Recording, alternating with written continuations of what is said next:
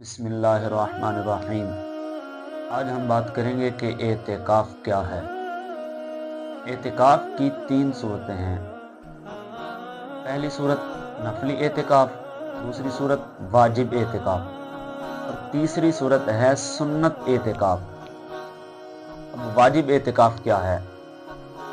एक बंदे ने नज़र मानी कि उसका फलां काम हो जाए तो वो 10 दिन का या 20 दिन का एतिकाफ़ करेगा। अब जब उस बंदे की नज़र पूरी हुई, उसका वो काम हो गया, तो उस बंदे पर वाजिब है कि वो 10 या 20 दिन का एतिकाफ़ करे। अब वो जितने दिन एतिकाफ़ करेगा उतने दिन का रोज़ा भी रखेगा। अब नफली एतिकाफ़ क्या है? नफली एतिकाफ़ ये है कि बंदा रमज़ानुल मुबारक के अलावा गैर रमज़ान में एतिकाफ़ करे, उसे नफली एतिकाफ़ कहते हैं। जो रमज़ानुल मुबारक के आखिरी 10 दिनों में, आखिरी अशरे में एतिकाफ़ किया जाता है, उसे सुन्नत मुअक्कदा अलल किफ़ाया कहते हैं। हज़रत सैयदा आयशा सिद्दीक़ा रज़ियल्लाहु ताला अन्हा आप फरमाती हैं कि हुज़ूर अलैहिस्सलातु वस्सलाम अपनी ज़िंदगी के अंदर रमज़ानुल मुबारक के आखिरी अशरे में एतिकाफ़ फरमाते, यहाँ तक कि हुज़ूर अलैहिस्सलातु वस्सलाम आपका विसाल हो गया। अल्लाह रब्बुल आलमीन ने हुज़ूर अलैहिस्सलातु वस्सलाम को अपने यहाँ बुला लिया।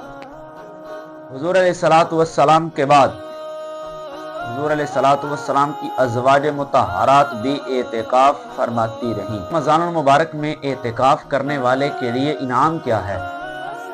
हज़रत सैयदा तय्यबा ताहिरा, हज़रत सैयदा फ़ातिमतुज़ ज़हरा रज़ियल्लाहु ताला अन्हा, आपके लख्ते जिगर नवासे रसूल हज़रत इमाम हुसैन रज़ियल्लाहु ताला अन्हु, आप फरमाते हैं कि मैंने अपने नाना जान सल्लल्लाहु ताला अलैहि वसल्लम से सुना, हुज़ूर अलैहिस्सलातु वस्सलाम ने फरमाया, मन अतकफ़ अशरन फ़ी रमज़ाना काना का हज्जतैनी व उम्रतैन, कि जो बंदा रमज़ानुल मुबारक के आखिरी 10 दिनों में एतिकाफ़ करता है तो अल्लाह रब्बुल आलमीन उस एतिकाफ़ करने वाले को, मोतकिफ़ को, 2 हज और 2 उम्रों का सवाब अता फरमाता है।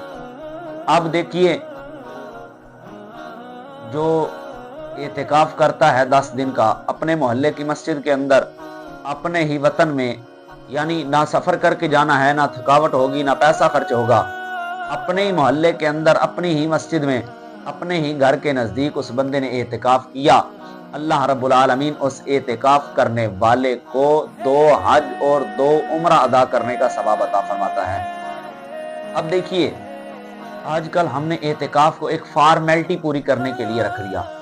हम आए, एतिकाफ़ की नीयत से मस्जिद में बैठे, अपना टाइम पूरा किया और चांद रात को बिस्तर उठाया और घर चल दिए।